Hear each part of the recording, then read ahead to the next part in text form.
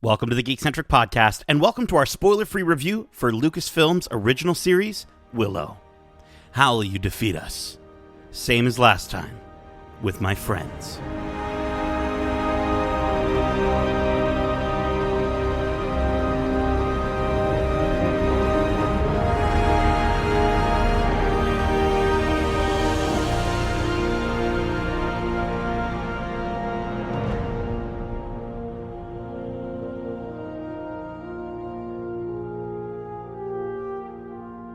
Hey there, my name is Nate, and this is our spoiler-free review for Lucasfilm and Imagine Entertainment's Willow. Huge thanks to our friends at Lucasfilm and Disney Plus Canada for giving us the opportunity to watch this series early for review. If you're joining us for the first time, we are Geekcentric, a podcast focusing on the world of movies, TV shows, games, toys, and collectibles, and all things geek-centric. Now, joining me for this epic quest to places beyond our homes, we have the beanie-wearing Daikini who enjoys a good magical martini. He's Justin, the Jade Stan Lawrence. I do enjoy a good martini. I thought so. That's more appropriate than something with fettuccine and a bikini. Fettuccine. In our interview video, I told him that he could pull off a Daikini bikini, and I still think you could. I still think you've got the body. And listen, joining us, he's furry like a troll, but nicer than a Andowyne. He's Darcy, the dreamer of destiny, Hudson. I like how you keep saying I'm furry and hairy and stuff like that. I have hair on my head, and then everywhere else very sparse, I gotta say. Okay, wow, good to know. Listen, I don't want people thinking I'm some hairy bear out there, so I just wanted to set the record straight. True. Yeah, he's got a lot of hair on his head. I guess unlike the trolls in this series that are absolutely just covered in hair. How are you two doing this magical evening? I am doing good. Excited to finally talk about the show. I know. That's for sure. We've been sitting on this one for a little while, so it's great to finally get together and share some enjoyment about all things Willow. We're going to gush over it, let's be honest. Before we dive into this review, I wanted to take a moment and let those listening know that, just like I said earlier, we did have the opportunity to do some interviews for this series. We interviewed Jon Kasdan, who's the showrunner of this very series, and we also interviewed some cast members, Erin Kellyman, Amar Chadha Patel, Ruby Cruz, and Tony Revolori. And you can check out that interview right now on YouTube at youtube.com/geekcentric. The only teaser that I'm going to give you for the interview is that in my interview with Ruby Cruz and Tony Revolori, a beloved book franchise that anybody who's a fan of, scholastic book fairs of the 90s might be stoked to hear us talking about. So definitely go check out those interviews after you listen to this review. But Justin, in that video, we discuss our experiences with the original Willow movie. So Darcy, for yourself, what was your experience with the original 1988 film? First time watcher this year. I had never been intrigued by it whatsoever, unlike other Lucasfilm properties. And unlike other Lucasfilm properties, I gotta say, that movie did not age well, in my opinion. I wasn't sure how to feel going into this series after sitting through that, again, very dated fantasy romp. So, I mean, the humor had me hooked. I love Val Kilmer's Mad Mardigan, and his physical and slapstick comedy was great. That was one of the things I was hoping they carried through, at least, was the humor. And, I mean, in my opinion, they delivered on that. So it was, tentative thoughts after the movie. Again, first time viewer this year. So, I mean, this show though, different opinions about it entirely. Definitely. I think the original, for those who grew up with it, like Jon Kasdan, it's, that's a magical thing to watch when you're 8 years old. But obviously being a little bit older for at least both you and I going into this movie, for the first time. Yeah, dude, I will say, listen, I liked a lot of the movie. I think I could have done without I don't want anybody to clip this out of context. I could have done without the brownies though in the movie. I don't even know why they're called brownies. Is it because they're as big as a brownie? I don't. That's fully an actual. understand. That's an actual like fae thing. Is that a like fairy tale thing? And stuff. It's the brownies are like, I think they're housekeeper fairies. If I'm not mistaken. Amazing. That's more what they're known as. So yeah, that is a true thing. So I mean, I enjoyed them. Yeah, but I know what you mean, Nate. Like they were a little unnecessary. They seemed very obvious in in the original movie as just the comedy. Yeah. And Unneeded.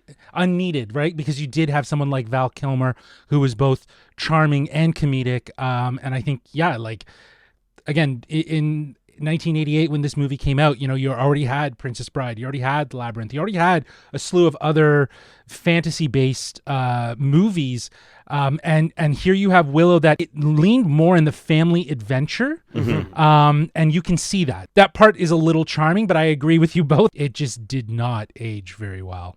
Well, and there were elements like the brownies, or characters turning into animals and things like that sort of just felt very much like that sort of forced, like, oh well, we have to have look we have the technology, so we have to use it sort of thing that Lucasfilm would do of the time. Absolutely, and that's fair. They can flaunt their stuff, but yeah, it just as far as today's standards are concerned, a lot of it was a little unnecessary. But yeah, as you said, Darcy, I think this series definitely turns that Above around. And beyond. Absolutely. And listen, before we attempt to banish the forces of evil yet again, let me get to the synopsis for this series. From Lucasfilm and Imagine Entertainment comes Willow, an all-new live-action fantasy adventure based on the classic 1988 film. The story begins with an aspiring magician from Andowyne village and an infant girl destined to unite the realms, who together help destroy an evil queen and banish the forces of darkness. Now, in a magical world where brownies, sorcerers, there's those brownies again, brownies, sorcerers, trolls, and other mystical creatures flourish, the adventure continues, as an unlikely group of heroes set off on a dangerous quest to places far beyond their home, where they must face their inner demons and come together to save the world. Willow stars Warwick Davis, Annabelle Davis, Ruby Cruz, Aaron Kellyman, Ralph Ineson, Ellie Bamber, Tony Revolori, Amar Chadha Patel, Dempsey Brike, and Joanne Wally, with Jon Kasdan as the show's showrunner. The series will premiere with the first 2 episodes on Disney Plus on November 30th, which is today, if you're listening to this on the day that this episode comes out. And listen, you're going to get to watch those first 2 episodes and then another episode weekly all the way until January 11th, 2023, when we get that sweet finale. And I am so stoked. Guys, let's get into it. Let's start with what we enjoyed about Willow. I think, like we've kind of already started saying, this is a pleasant surprise. I think, I've really enjoyed what I've seen so far, and I love how well this moves forward the world, these characters, but it still feels very connected to that original movie. And this is technically a sequel for those who are wondering. And I like that they have both callbacks that are subtle and not subtle. Like, it kind of, there's moments where we get like literal flashbacks of scenes from the original movie. And it gave me very much the Cobra Kai vibes. I think right off the bat, this show felt very, like, the dialogue is cheesy. And there's like a moment where, like, I think the moment that clicked it for me was Queen Sorsha.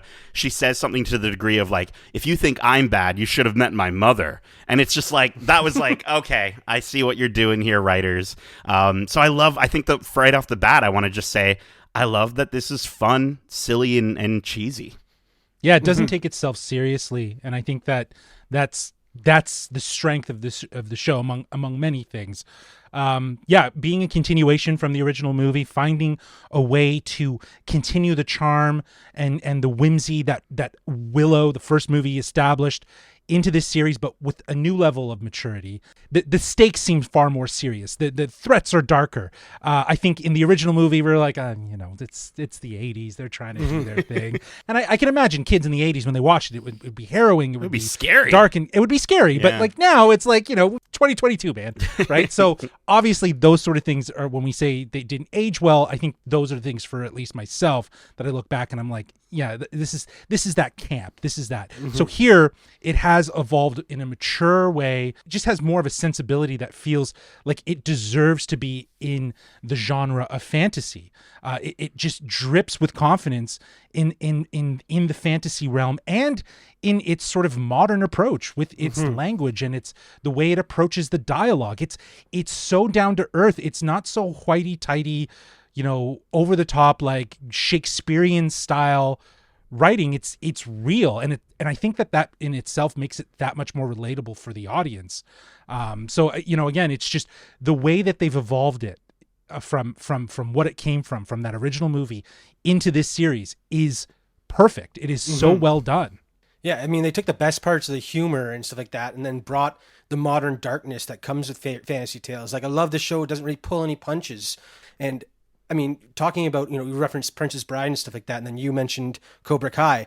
With the modern soundtrack, occasionally, like, there'll be some fight scenes set to modern songs. I was getting Knight's Tale vibes, and just this stuff like that, where it's like, it's needed in this this very fantasy saturated year that we've had with House of the Dragon and Rings of Power. This one, having fun with it, is so much, like, it's a breath of fresh air, and I love it so much for that.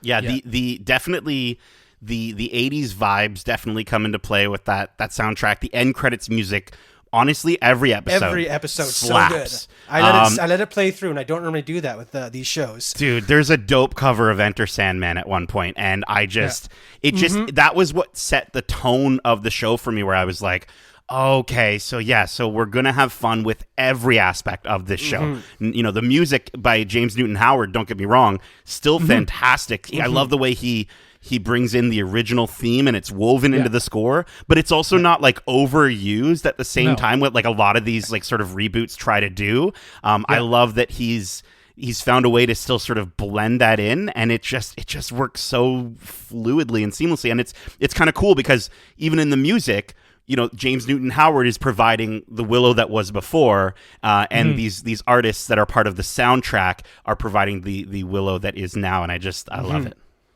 Yeah, it is so smart. I think we were talking about it with Wednesday. There's no real expectation, so there's freedom. Yeah. And you can see that from the series that, there's no expectations even for them. They're having fun with it. They're taking the best parts of the original and adapting it for today and making it super, super enjoyable and not being too constrained to a box of the genre. They're mixing things. They're mixing all sorts of elements at once. And great call out, Darcy. We have had a pretty big year of fantasy with Game of Thrones, which delivered what I expected. Game of Thrones, Ring of Power, it's very similar in some aspects, but I think where I really enjoy this show over Ring of Power is that Willow, it's having fun. It knows when to take itself seriously, but it's not always about taking itself seriously.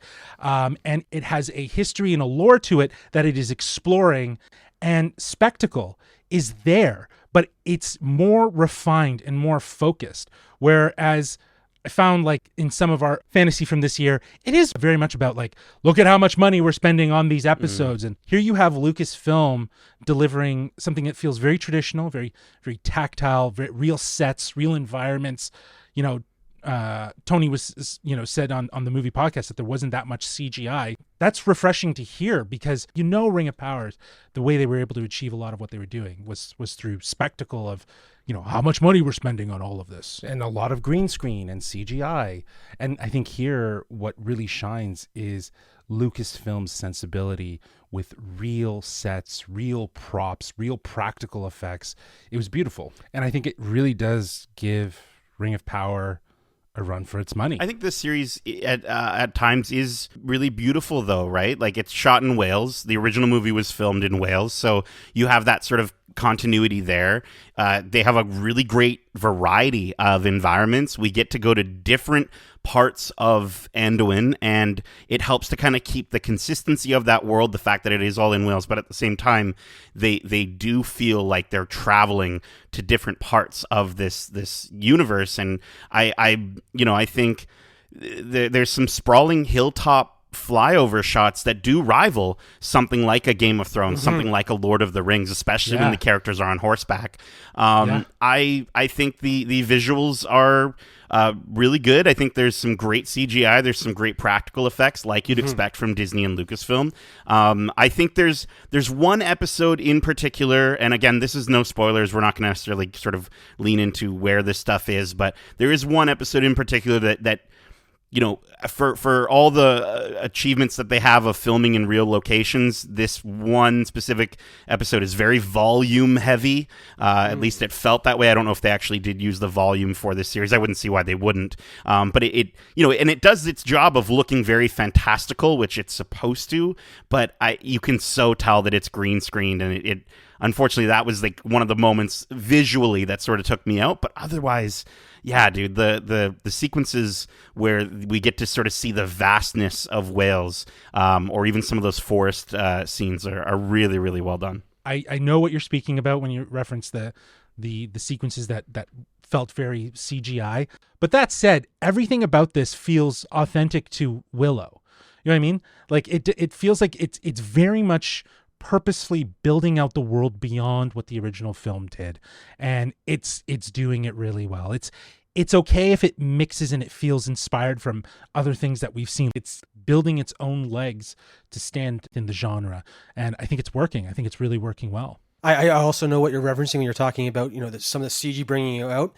But I think one of the strengths of this story is this series is the story is so strong that you're invested and you're like, it might look bad, but I still care about what is, what I'm seeing and what I'm learning about this quest that these characters are on. And again, the fast pace of the show is something that I really enjoy because it feels like a typical fantasy movie or like 80s movie where things happen really quickly and then they move on to the next thing. So you get these really quick payoffs by the end of the episode. You're not waiting whole seasons to see what happens to this one character. You get it right away. And again, that I think is one of the strengths because it moves so quickly that you're getting that rush and those adrenaline hits every time you tune into an episode, and it's so rewarding. Yeah, I think that the pacing is probably one of the best parts about this series. It doesn't feel slow, fast. Each episode is dedicated to characters and showcasing their stories throughout the larger story, and while keeping that larger story going through, and that's really enjoyable. There's a serious investment, and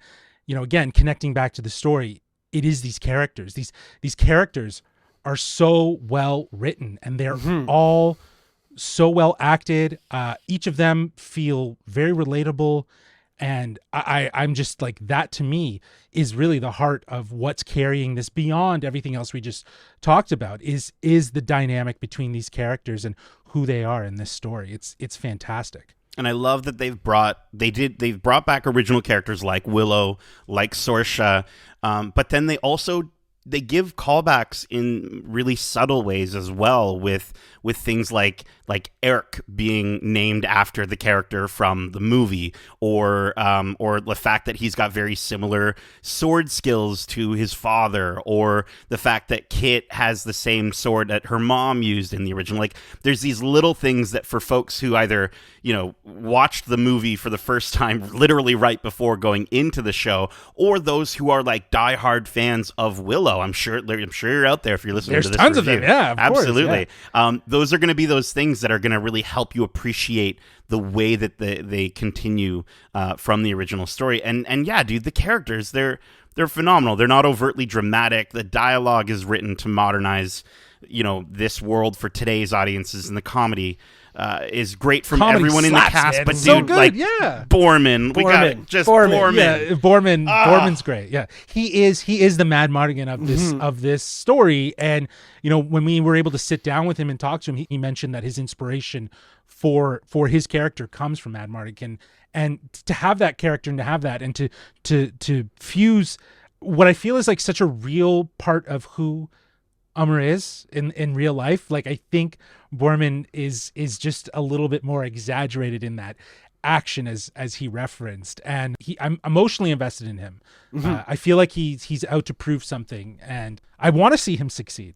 And this whole cast feels kind of like overall a personification of kind of our three main leads from the original movie of Willow, in one of our characters in particular, in Sorsha in one of our characters, or a couple of our characters in particular, and then Mad Mardigan, as we're saying with Boorman and a few others. So it's just really cool to see the way that they sort of are able to keep those core character competencies, and then not only evolve a couple of those characters, with the exception of Mad Mardigan, but also give us more Mad Mardigan through this cast, I think is just really, really lovely. And they all worked so well together.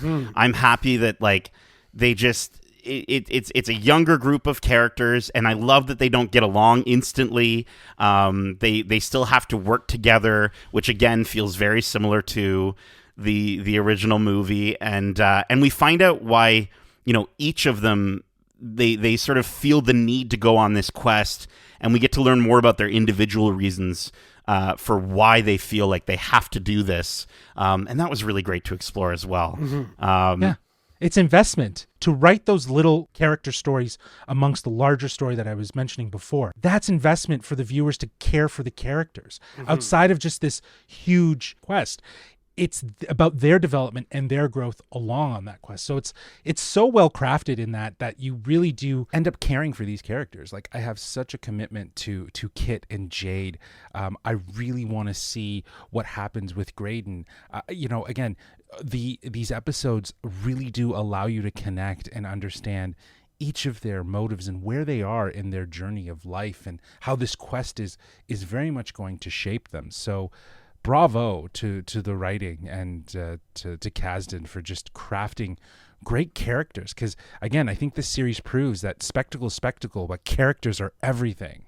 And we do get, I will say, we get like 2 or 3 guest appearances in a way. I'm not gonna spoil. I'm not gonna spoil them, but Christian Slater is in the cast. I honestly had no idea he was in the show, so when he pops up, I was like, "What the frick is Christian Slater doing here?" And we can't say really anything about his character, but he does make for a really sort of fun addition to this journey. And there's another character. All I'm gonna say is that I was just really stoked about seeing them on screen. Yeah, I mean, you messaged me right away, so I know how stoked you were about that one appearance. Again, these characters are so great that even though they're we have brief time with them, they still bring so much heart to the series, and you care for them so much. It's, again, brilliant writing and brilliant casting to bring these characters and these stories to life. Absolutely. Okay, I know we're kind of like going all off, and I'm getting my Nelwyn costume on. I see, Justin, you've got the long braid for your Mad Mardigan look. Before we start our cosplay adventure, was there anything that didn't work from this series? I struggled to kind of find things. I think the first watch, for me at least, of these episodes was very enjoyable. I didn't know what to anticipate, so I don't know if I was necessarily thrown off by anything that would necessarily detract. I was more surprised at how invested I was, how it hooked me. After the first episode, that I was like, all right, I'm in. Let's just keep going with this. So I was trying to think of some things maybe from a narrative standpoint, but I don't know. I think it all just lands on how everything concludes, really, at the end of it.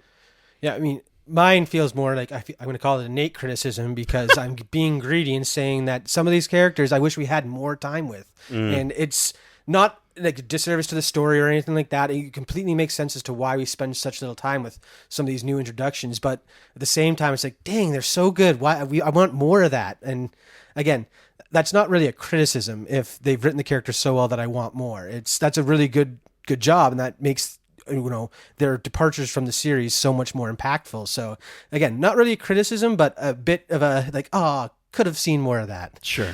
I think, I don't have a ton of negative. I think this is going to be a little bit more nitpicky, but I think Nate Picky. We've renamed it. There you go. Picky. Let's do it. Nate Picky. I think there's something to be said about getting used to Warwick Davis's dialogue delivery at the beginning of the show. I do think he does get better as the series goes on, and obviously, if you're not used to seeing Warwick Davis act beyond sort of his background moments in Star Wars,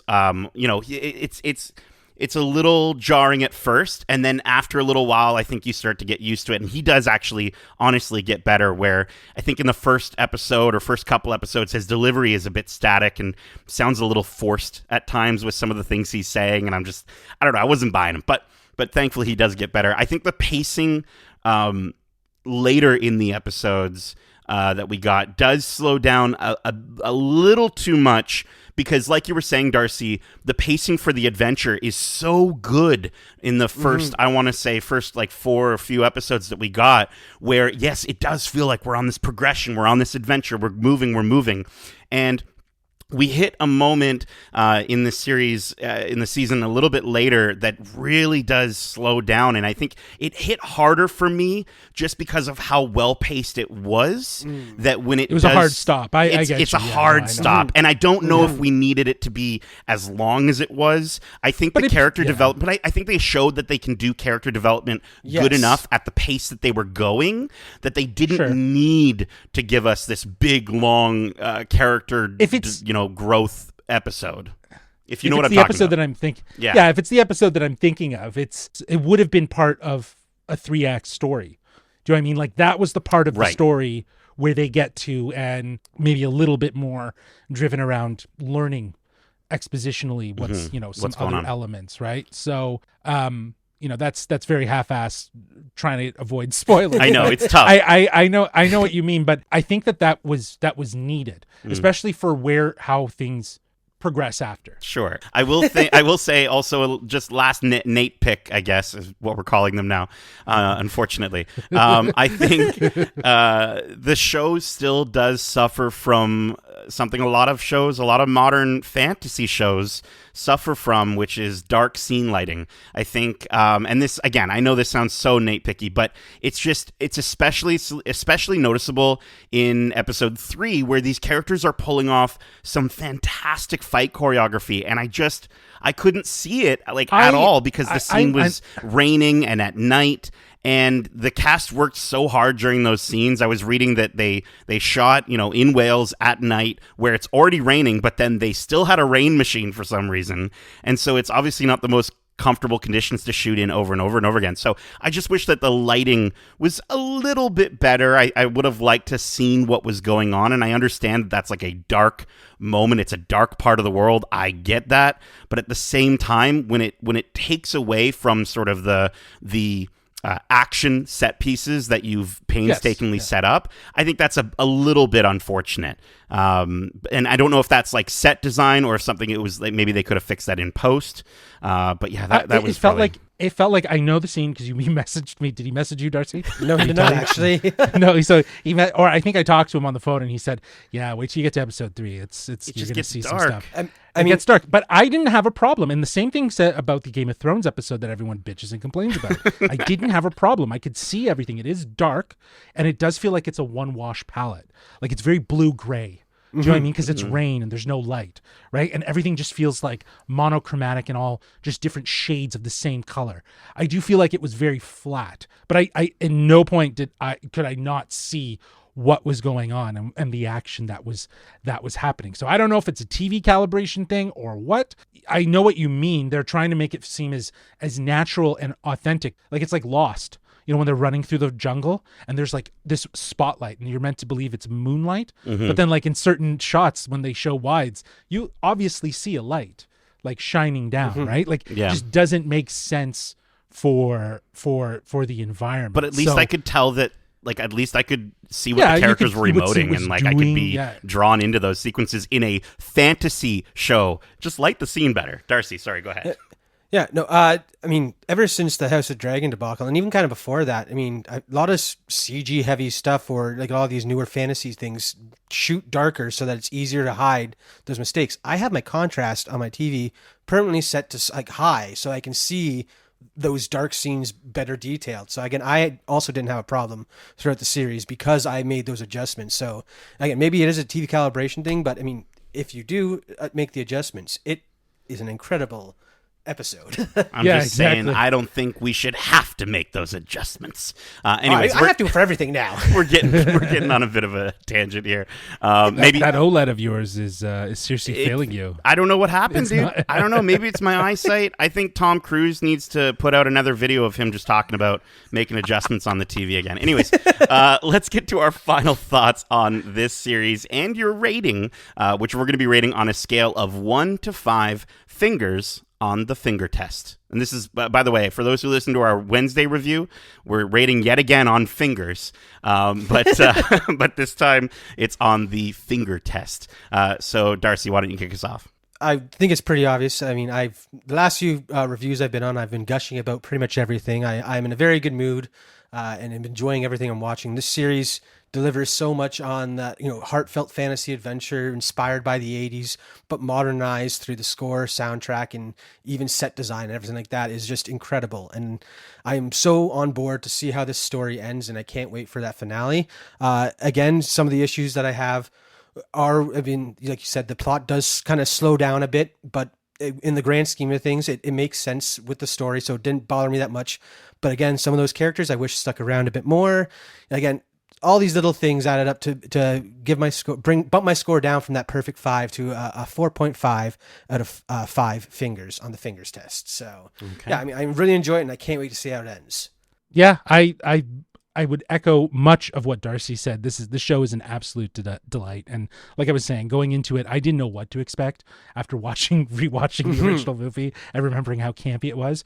And I am honestly surprised at how much I have come to adore this series. The show honors the original film while as Darcy said, modernizing it for today's audience on all levels. From the music, from its set design, from its dialogue, the way these characters are written, and it much of my enjoyment for this series comes from the cast. Each character plays somewhat of a typical archetypal character that we would commonly see in such quest-like narratives, but the level of maturity and charm that each bring to their role and that this overall story has, it's worthy of the fantasy genre and really does stand on its own right of having its own pocket within there. Again, incredibly relatable characters, grand scope that feels more real than overly CGI. And I honestly think that this series is a definite watch. It feels like it'll be great for families to watch together. They're very, adventure, week-to-week adventures. I think people are going to be, I'm hoping people will get really invested in it as much as we have. And yeah, I think that it really does matter about how it all comes together and where things are going to go in the end. Hats off to Jon Kasdan for, being the ultimate geek and loving this franchise and wanting to tell more stories and finding a way that you could keep what respects the past while also just moving the needle forward with the modernization. So yeah, I would give this as well 4.5 out of 5 fingers on the finger test. Sounds good. Yeah, I think this is a great time of year for this series to come out. Get your family watching these episodes. It's I think everyone has their holiday traditions with some of these fantasy series, right? You've got the people that are going to rewatch Harry Potter every year. You've got the people that are going to watch Lord of the Rings every year. Who knows? Maybe there's someone young enough in your family that hasn't seen those series, and this could be sort of their Christmas rewatch of maybe the movie into the series. This show, I think it rocks. It's crazy that we have a year, as we were mentioning, with Lord of the Rings, The Rings of Power, House of the Dragon, and this stands right up there with them as top tier fantasy storytelling. And I think the key to this series, even more so than those, is that this is so damn fun. I was delightfully surprised, and I think the cast, as we were saying, is excellent. The music, the soundtrack, fantastic. The visuals in the world of Andowyne are memorable and epic, all while the story and the characters, as you're saying, Justin, they feel so relatable. They're not overtly dramatized. We do get some moments where we get to explore a lot of emotions, and the show does go to some dark places, but never to the point where it's not like a Game of Thrones level of like darkness. Like it's still campy. Now I remember, Darcy, you and I watched this trailer at Star Wars Celebration, and I remember we kind of watched the trailer and we're like, that looks neat, maybe we'll have to check it out, and then we immediately were just like, but Star Wars. Yeah. So I think honestly, for this show to be such a success for us is awesome. I think for Star Wars fans, I think this is such a win for Lucasfilm. And I hope this means that not only do we get a season 2 of this show, but that we also get more Lucasfilm projects. I want to see what Lucasfilm can do. This is like the first thing I think in 10 or 8 years or something that Lucasfilm has put out that's not Indiana Jones, Star Wars related, and I'm honestly I'm really and they happy have Land for it. Before Time. They should resurrect that. Eh? Is that Lucasfilm? No way. Yeah. No that's way, Lucasfilm. dude. Yeah. Please, Jon Kasdan, make it happen. Now he's probably listening to this because he was on an interview with us. That's how it works. Anyways, I am really excited to see how this season wraps up, and I can't wait to return to this show in a season 2, which I think.